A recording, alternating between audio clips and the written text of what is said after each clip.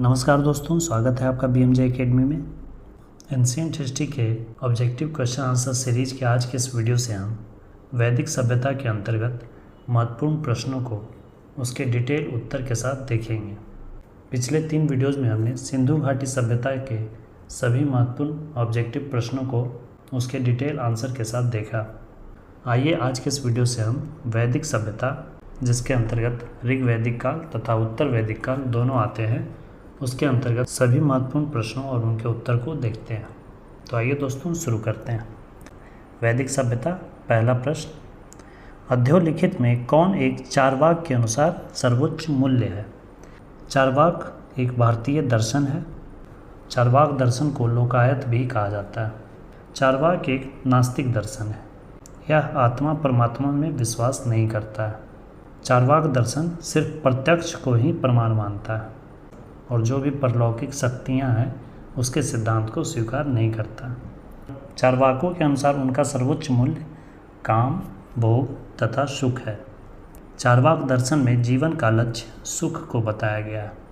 चारवाक दर्शन में ही एक श्लोक है, ऋणं कृत्वा घृतं पिबेतु, अर्थात ऋण लेकर घी पियो। अर्थात यह जो जीवन है वही एकमात्र जीवन है, इसे पूरे सुख से जियो, चाहे उसके लिए ऋण ही लेना क्यों ना पड़े। अगला प्रश्न है, ऋग्वेद में विश्व शब्द का उल्लेख कितनी बार हुआ है? ऋग्वेद में समाज की सबसे छोटी इकाई थी ग्राम, और ग्राम मिलकर विश्व बनते थे और विश्व मिलकर जन बनते थे, जिसे कबीला भी कहा जाता था। आगे चलकर यही जनपद बने और फिर महाजनपद बने, जिसके बारे में एंशिएंट हिस्ट्री के वीडियोज़ में हम विस्तार से पढ़ चुके हैं।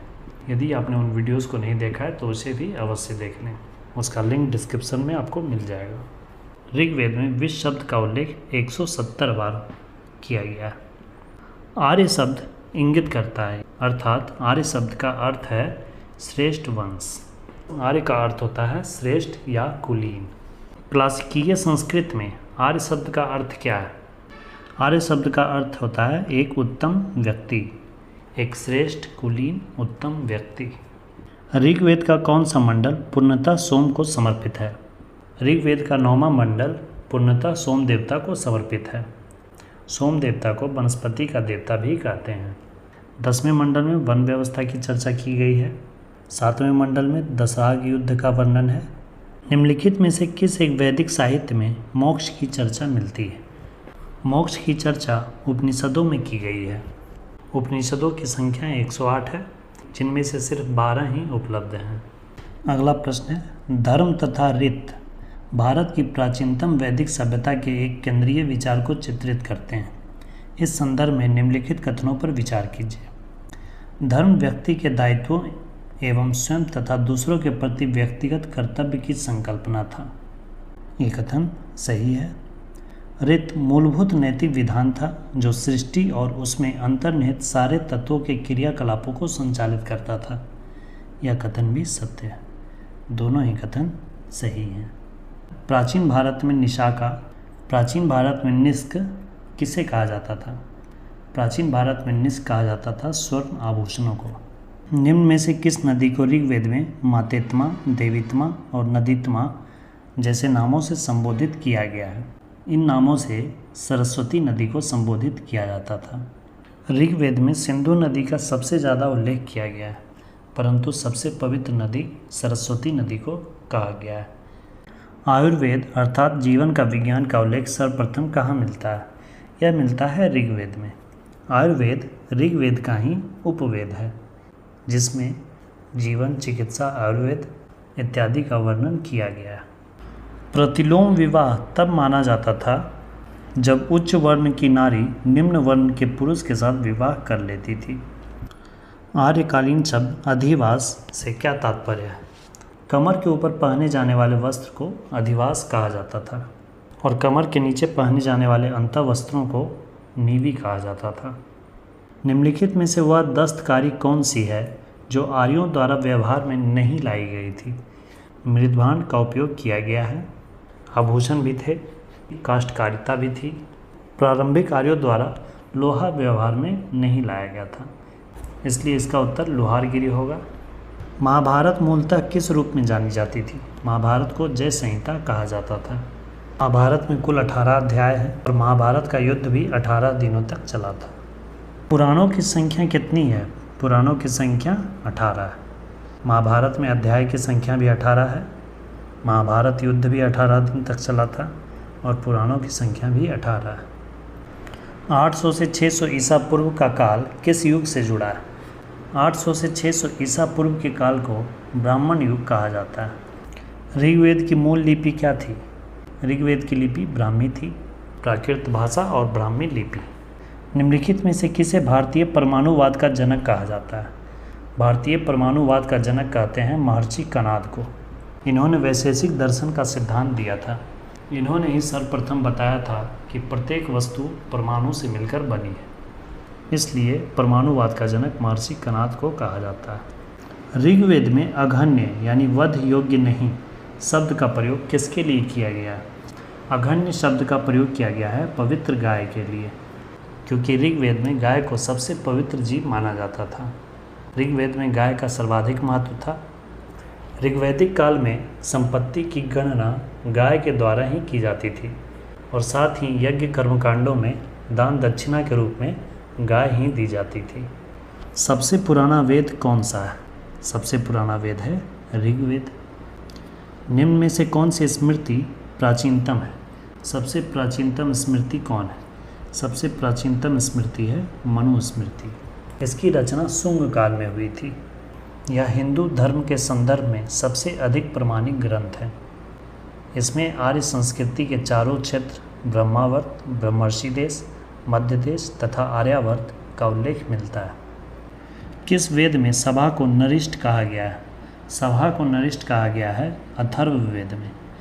अथर्ववेद का नाम अथर्वा ऋषि के नाम पर रखा गया है। अथर्व का अर्थ होता है जादू टोना। अगला प्रश्न है, वेदों का मिलान करना है उनके ब्राह्मण ग्रंथों से।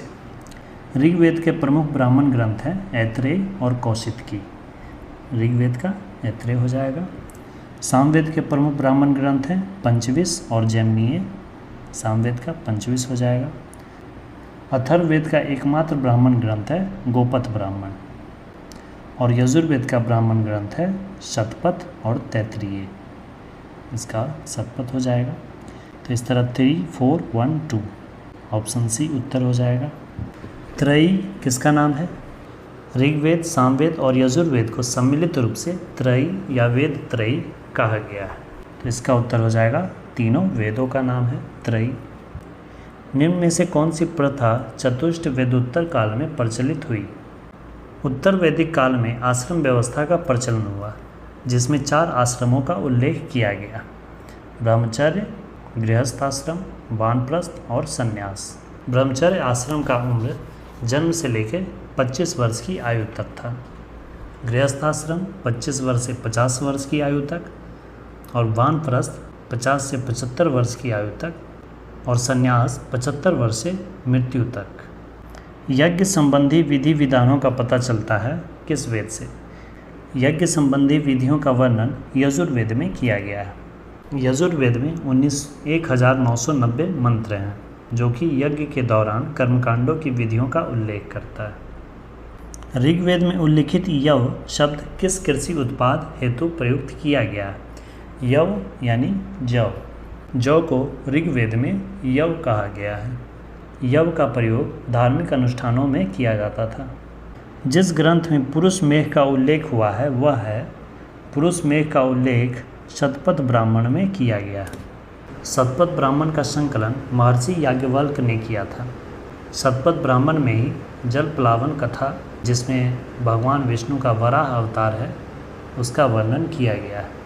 ऋग्वेद में सर्वाधिक संख्या में मंत्र संबंधित हैं किस देवता से? ऋग्वेद में सर्वाधिक मंत्र इंद्रदेव को समर्पित हैं।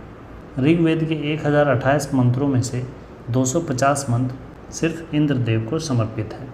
ऋग्वेद में इंद्रदेव को पुरंदर भी कहा गया है।